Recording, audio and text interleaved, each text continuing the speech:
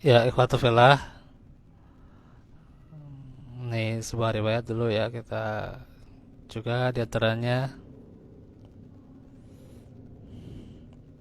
yang dikatakan oleh Aisyah radhiyallahu anha bahwa saya belum pernah melihat Rasulullah tertawa terbahak-bahak sampai melihat tekak beliau. Sesungguhnya beliau hanya sebatas tersenyum gitu ya. Aisyah melanjutkan, apabila beliau melihat awan atau angin, maka terlihat ketidaksenangan di raut wajah beliau gitu ya. Nah, itu.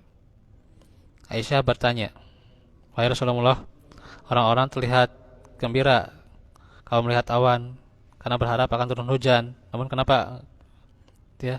Aku melihat wajahmu nampak tidak tenang gitu ya, tidak senang. Maka beliau menjawab, wahai Aisyah, gitu ya. Aku tidak merasa senang bila awan tersebut membawa azab.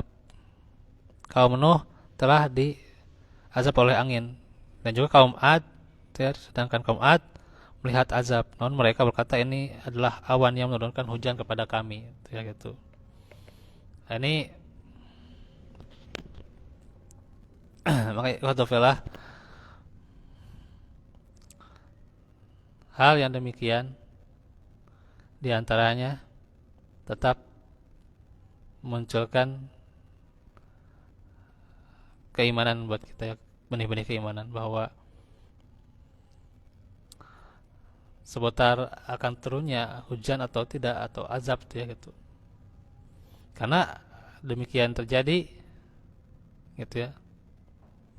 Bahkan di zaman Nabi Nuh itu ya dengan banjir itu ya. Yang hampir seluruh ketika itu dikatakan dunia itu dilahap oleh air itu ya. Nah itu. Maka tetap kan ada doa-doa khusus tuh ya.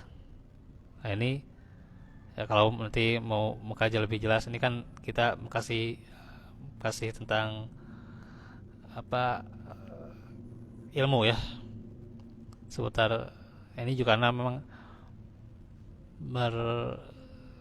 berpapasan dengan memang kisah Nabi Nuh, Nabi Hud kan demikian. Diajamnya dengan apa? Ya dengan demikian petir hujan gitu, angin ya, gitu. Nah itu ya. Kata Ibnu Katsir, hadis itu penjelas bahwa kedua kisah tersebut ada berlainan juga ya. Sebagaimana sudah disebutkan berdasarkan hal ini ya.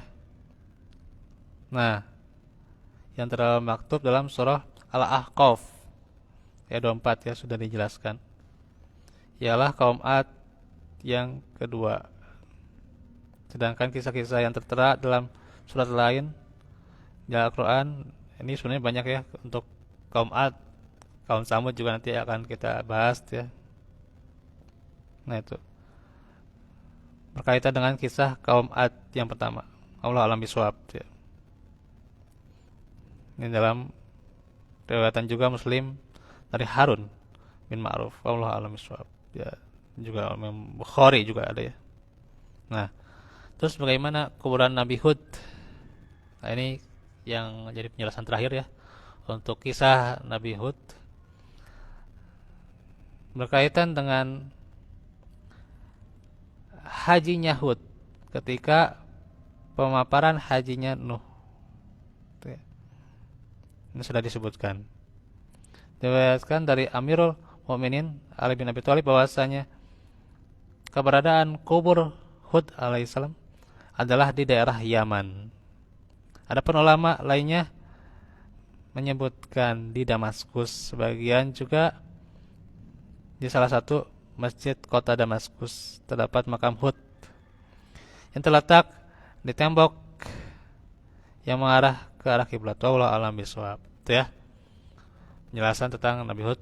Insyaallah nanti kita akan lanjutkan untuk kaum Samud berarti Nabi Solih alaihissalam ya.